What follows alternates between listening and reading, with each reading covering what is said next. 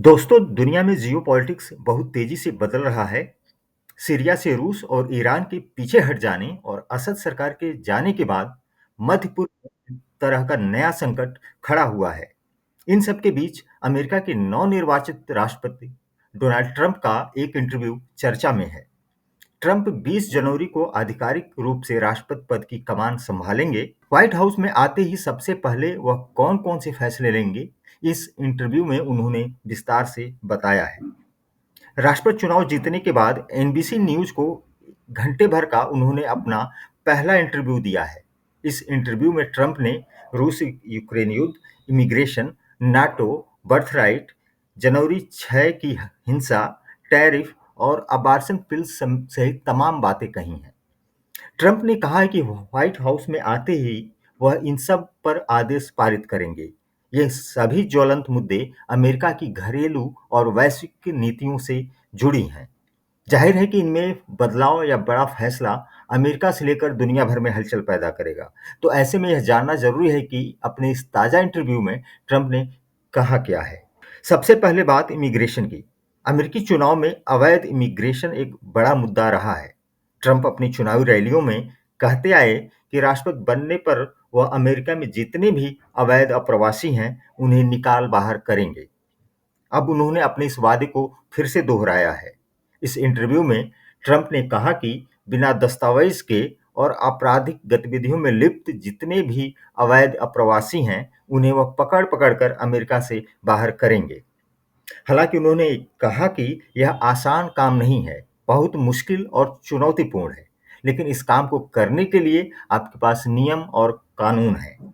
Trump ने यह भी कहा कि अमेरिका में इमिग्रेशन वाले मिक्स परिवार यानी मिश्रित परिवार भी हैं, उन्हें भी वह वापस भेजेंगे। उनका इरादा परिवारों को तोड़ने का नहीं है, परिवार न बिखरें इसके लिए वह पूरे परिवार को डिपोर्ट यानी वापस भेज देंगे।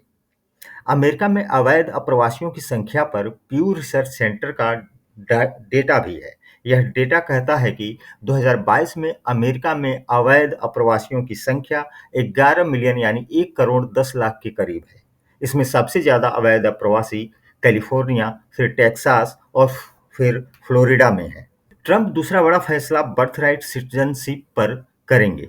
दरअसल अमेरिकी संविधान का 14वां संशोधन अपने यहाँ जन्म लेने वाले किसी भी बच्चे को नागरिकता का अधिकार दे देता है। यानी बच्चा चाहे किसी भी देश का हो, अगर उसका जन्म अमेरिका की धरती पर हुआ है, तो उसे तत्काल अमेरिकी नागरिकता मिल जाती है। इसे लेकर अमेरिकी समाज में काफ़ी विवाद हो रहा है। ट्रंप का कहना है कि वह इस कानून में बदलाव करेंगे, भले ही इसके लिए उन्हें संविधान में संशोधन करना पड़े। इसके अलावा उन्होंने कहा कि 6 जनवरी 2020 को कैपिटल हिल की हिंसा में शामिल और दोषी जो रिपब्लिकन समर्थक हैं और जो जेल में बंद हैं, उनकी तत्काल रिहाई का वो बंदोबस्त करेंगे।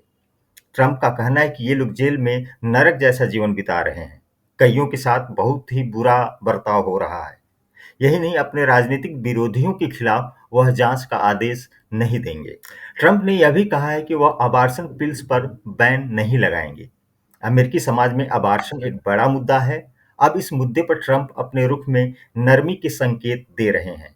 नाटो को लेकर रिपब्लिकन नेता ने बड़ी बात कही है। उन्होंने कहा है कि निश्चित रूप से वह इस संगठन से बाहर निकलने के बारे में विचार करेंगे। ट्रंप शुरू से ही नाटो पर होने वाले खर्च को लेकर अपनी नाक भौं सिकोड़ते रहे हैं। उनका कहना है कि इस संगठन को चलाने के लिए सबसे ज्यादा पैसा अमेरिका खर्च करता है। बाकी के सदस्य देश अपने हिस्से की रकम नहीं देते।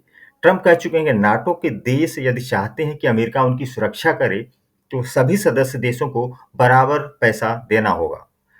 टैरिफ को लेकर भी ट्रंप ने बड़ी बात कही है। ट्रंप ने कहा है कि कमान संभालते ही वह अमेरिका में आने वाली वस्तुओं पर टैरिफ बढ़ाएंगे।